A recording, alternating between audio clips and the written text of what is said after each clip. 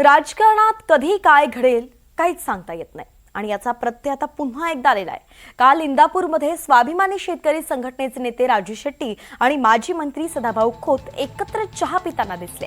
या भेटीचा video social मीडियावरती प्रचंड व्हायरल झालाय आणि व्हायरल होताच राजकीय चर्चांनाही उधाण आलंय। सोशल मीडियावरती पुन्हा एकदा राजू शेट्टी आणि सदाभाऊ एकत्र येतील का अशा कमेंट्सचा पाऊस पडलाय। यावर राजू शेट्टींनी काय म्हटलेलं आहे तेही पाहूया।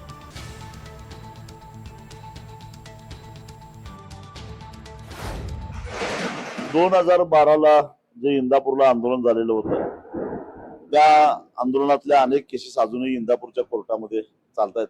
त्याच्यामध्ये तेही आरोपी आहेत, मी आरोपी आहे, माझ्या सकट अनेक 50-60 आरोपी आम्ही आहोत आणि सातत्यानं आम्हाला कोर्टामध्ये तारखेला यावं लागतं। आज ही कोर्टात तारीख होती म्हणून सकाळी लवकर 7 वाजता घरातून निघालो आणि इंदापूरची तारीख केली।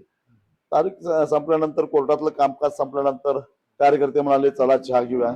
कार्यकर्त्यांच्यावर चहाला गेलो, एवढंच।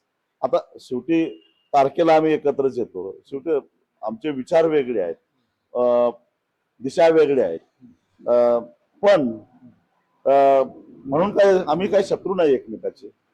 त्यांनी काय माझा बांध रेटलेला नाही किंवा मी त्यांचा बांध रेटलेला नाही आहे।